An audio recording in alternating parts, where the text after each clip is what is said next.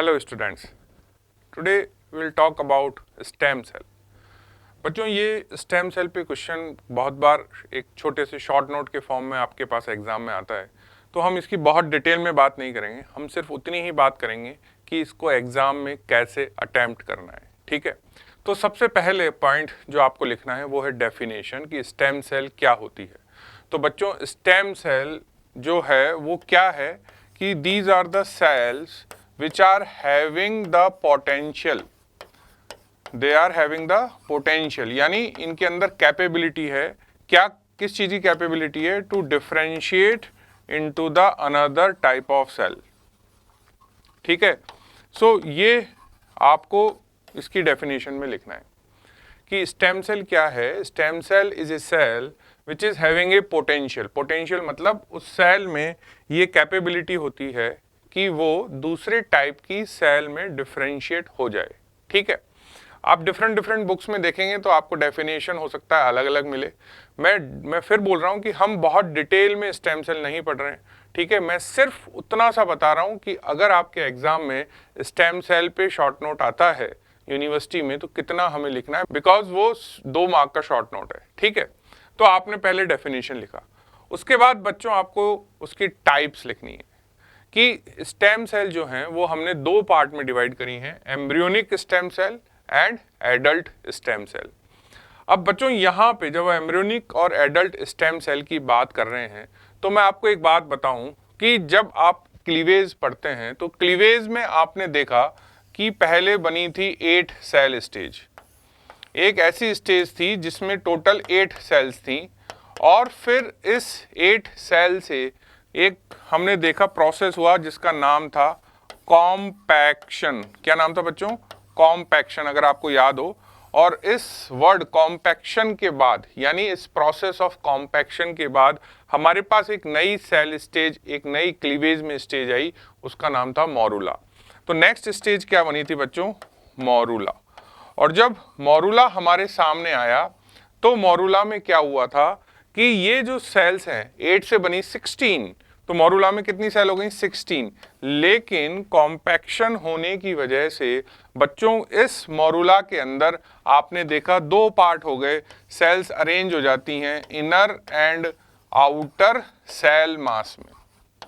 अगर आपको याद है तो हमने क्या देखा क्लीवेज में कि बच्चों 2 सेल थी, 2 से 4 बनी, 4 से 8 बनी। 8 के बाद जब अगला माइटोसिस होकर 16 बनेंगी, उस दौरान बीच में एक प्रोसेस हो गई, उसका नाम था कॉम्पैक्शन।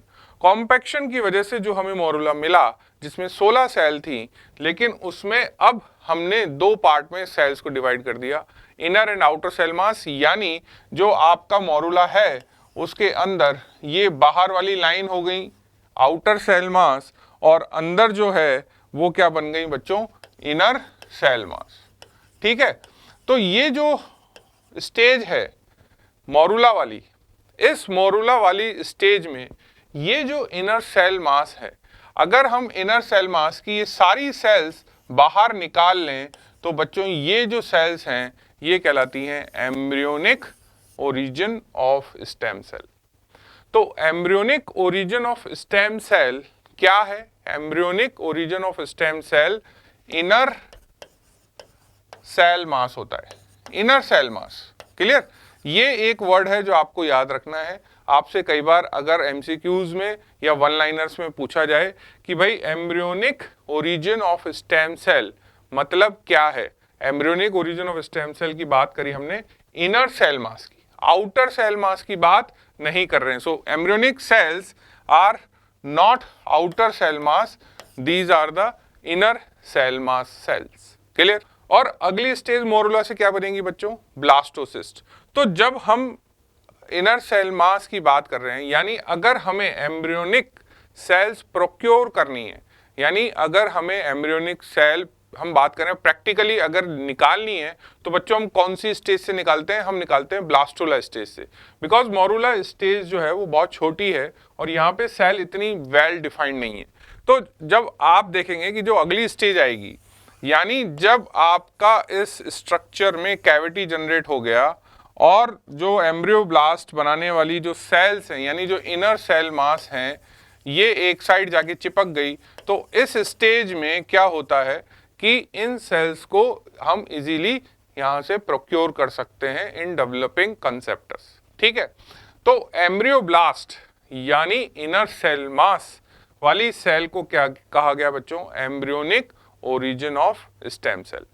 अब ये जो embryonic origin of stem cells वाली सेल है, यानी ये जो सेल्स हैं जो इनर सेल मास की हैं बच्चों, ये क्या है, इनके अंदर एक कैपेबिलिटी है, वो है ये है प्लूरीपोटेंट। प्लूरीपोटेंट का मतलब क्या है कि ये हमारी बॉडी के अंदर का कोई भी सेल बना सकती है। हमारे अंदर जितने भी ऑर्गन्स हैं, जितने भी सिस्टम्स हैं, जितने भी हमारी बॉडी की सेल्स हैं, वो सारी सेल्स इनमें से किसी भी एक एम्ब्रियोब्लास्ट सेल या इनर सेल मास सेल से बन सकती है। तो एम्ब्रियोनिक स्टेम सेल क्या होती है? पहली चीज, embryonic stem cells are the cells which are derived from the inner cell mass of this blastula stage। ठीक है, और मैंने यहाँ ये मोरुलर स्टेज में आपको समझाया कि कॉम्पैक्शन होने से inner and outer cell mass differentiation होता है। तो ये जो इनर सेल मास हैं जो मोरुलर स्टेज में हमने डिफाइन किए, वो जो ब्लास्टुला में एकदम सेपरेट हो जाते हैं, तो उस स्टेज पे हम एम्ब्रियोनिक स्टेम सेल सेपरेट कर सकते हैं। दूसरी बात, एम्ब्रियोनिक स्टेम सेल की क्या प्रॉपर्टी है? तो एम्ब्रियोनिक स्टेम सेल बॉडी की किसी भी सेल में डिफरेंशिएट हो सकते हैं, यानी ये क्या होते हैं? प्लूरीपोटेंट होते हैं। किसी भी सेल से क्या मतलब है? किसी भी सेल से ये मतलब है कि हमारे पास बॉडी में 3 लेयर्स के डेरिवेटिव आप पढ़ते हो, एक्टोडर्म, एंडोडर्म एंड मीजोडर्म।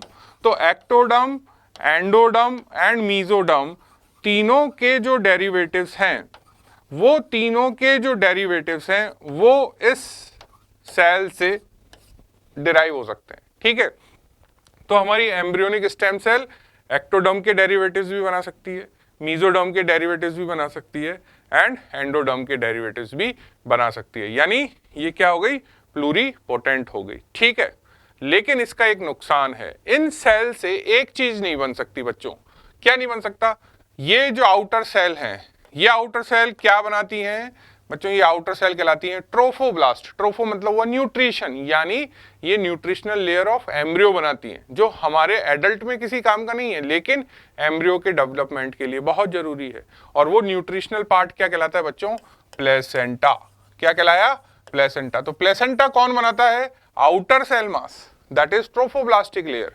और बॉडी के ऑर्गन्स, बॉडी के एक्टोडर्म, एंडोडर्म और मीजोडर्म के डेरिवेटिव्स कौन बनाता है? Inner cell mass. तो ये जो एम्ब्रियोनिक स्टेम सेल्स हैं, ये आउटर सेल मास नहीं है, ये क्या है? Inner cell mass. यानी एम्ब्रियोनिक स्टेम सेल्स हमारा प्लेसेंटा नहीं बना सकती। ठीक है, ये बात समझ में आ गई। यानी हम एम्ब्रियोनिक स्टेम सेल्स की मदद से पूरा एक इंट्रा यूट्राइन फीटल डेवलपमेंट नहीं कर सकते। क्यों? बिकॉज हम ऑर्गन्स तो बना सकते हैं लेकिन उसको न्यूट्रिशन कैसे मिलेगा? क्लियर? तो ये सवाल बहुत बार पूछा गया कि भाई एम्ब्रियोनिक स्टेम सेल्स जो हैं, क्या हम इनसे एक इंट्रा यूट्राइन फीटस डेवलप कर पाएंगे? नहीं कर पाएंगे, बिकॉज ये एम्ब्रियोब्लास्ट जो हैं सेल्स, यानी जो इनर सेल मास हैं, इनसे हम ऑर्गन डेवलप कर सकते हैं, but because they are not having the capability to form the placenta, तो हम इससे इंट्रा यूट्राइन फीटल डेवलपमेंट नहीं कर सकते हैं। ठीक है, अब दूसरी टाइप की सेल्स हैं बच्चों, adult variety of stem cell. तो जब हम adult variety of stem cell की बात कर रहे हैं, तो adult variety of stem cell में आपको सिर्फ 2 लाइन लिखनी है कि जो adult variety of stem cells होती हैं, ये मल्टीपोटेंट होती हैं, और मल्टीपोटेंट होने की वजह से ये एडल्ट टाइप ऑफ सेल्स जो हैं, ये स्पेसिफिक सिस्टम जो है उसकी सेल्स को डिराइव करती हैं। क्या डिराइव करती हैं? ये स्पेसिफिक जो हमारा सिस्टम है, स्पेसिफिक जो टिश्यूज हैं, उनकी सेल्स को डिराइव कर सकती हैं। जैसे स्क्लेरल टिश्यू है। अब स्क्लेरल टिश्यू का मतलब ये हुआ कि अगर मेरे पास सपोज स्टेम सेल है किसकी? कॉन्ड्रोब्लास्ट। तो ये जो कॉन्ड्रोब्लास्ट स्टेम सेल्स हैं, ये स्क्लेरल टिश्यू यानी बोन भी बना सकती हैं। ठीक है, तो ये जो स्क्लेरल टिश्यू हो गया वो एक स्पेशल या स्पेसिफिक सिस्टम हो गया। और ये जो सेल्स हैं दे आर नॉट प्लूरीपोटेंट, यानी ये दूसरे ऑर्गन्स नहीं बना सकती। अगर कोई सेल स्क्लेरल टिश्यू की है तो वो स्क्लेरल टिश्यू के कंपोनेंट ही बना पाएगी, वो बोन भी बना सकती है, वो कार्टिलेज भी बना सकती है।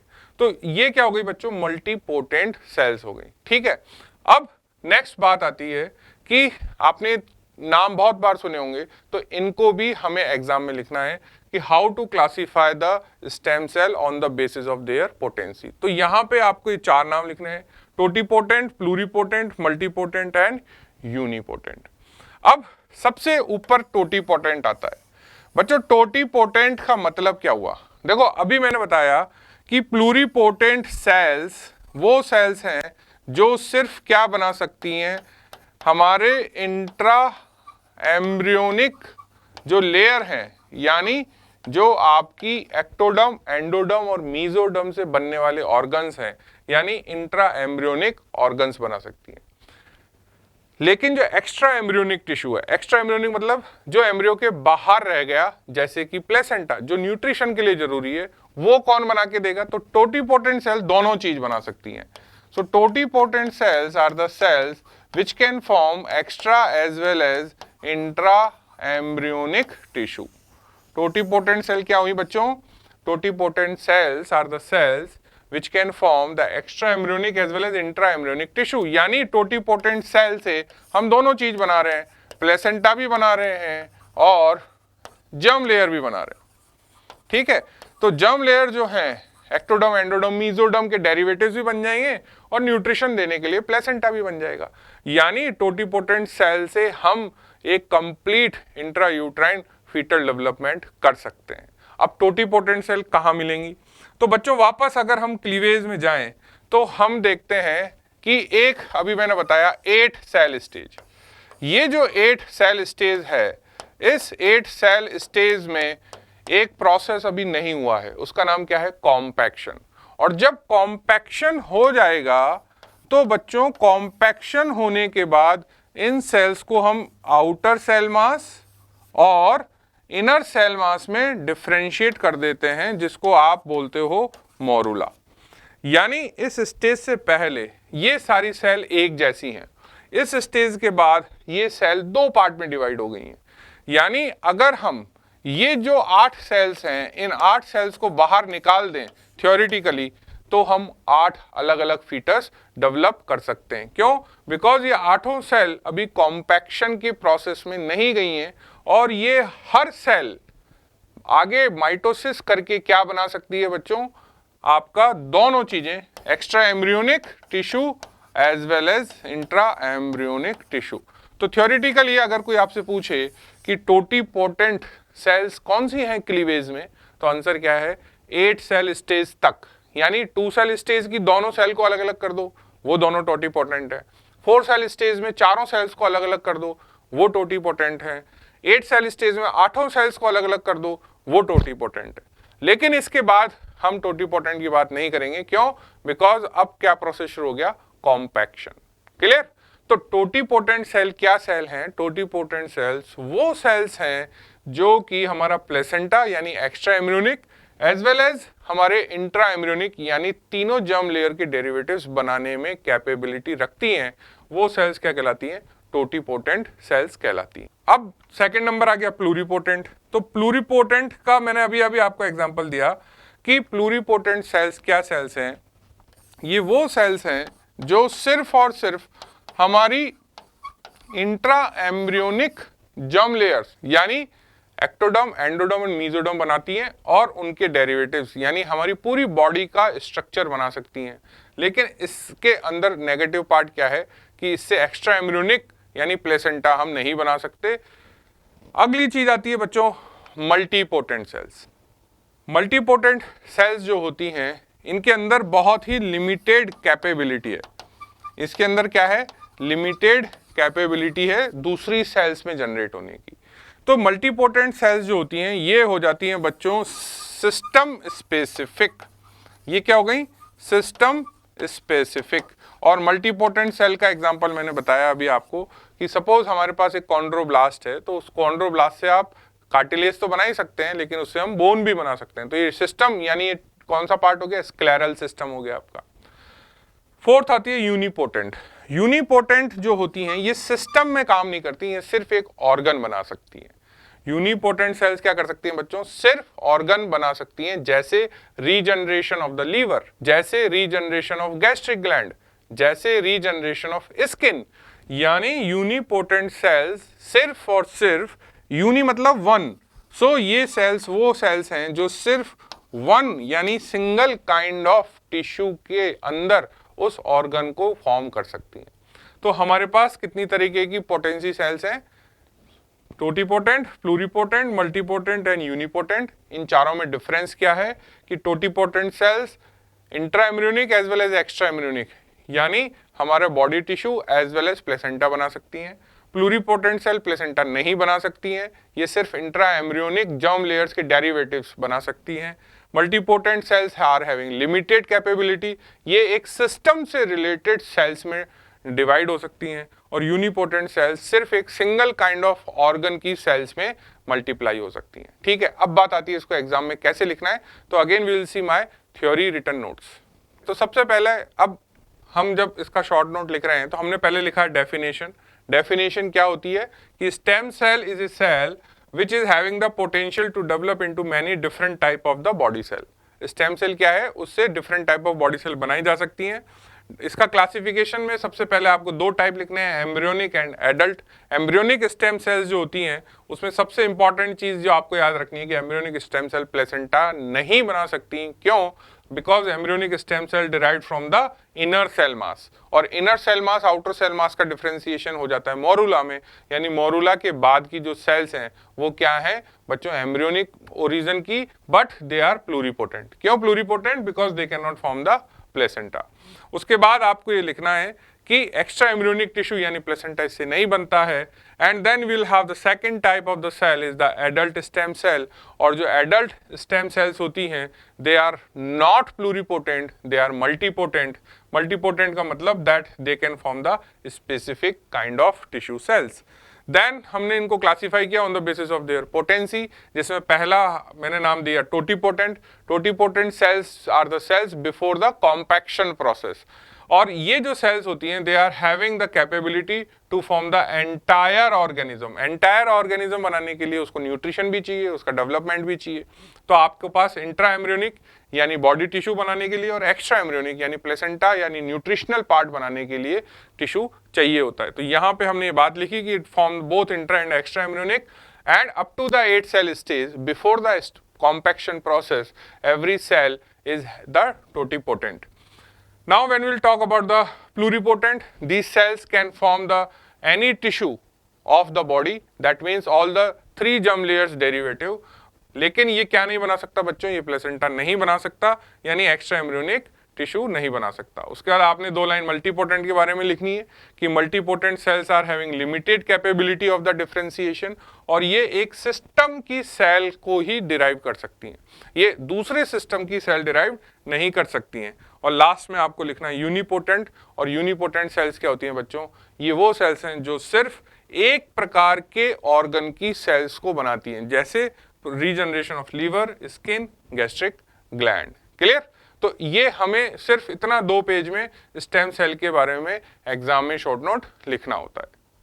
So now at the end of this class of stem cell हमें पता चला कि अगर हमारे पास 2 मार्क का एग्जाम में स्टेम सेल पे शॉर्ट नोट है तो हमें क्या क्या लिखना है? हमें सबसे पहले डेफिनेशन लिखनी है, एम्ब्रियोनिक स्टेम सेल क्या है, एडल्ट स्टेम सेल क्या है, और फिर पोटेंसी के बेस पे जो 4 नाम हैं यानी totipotent, pluripotent, multipotent and unipotent, ये 4 नाम आपको उस शॉर्ट नोट में मेंशन करने हैं। So this is all for this short note. Thank you.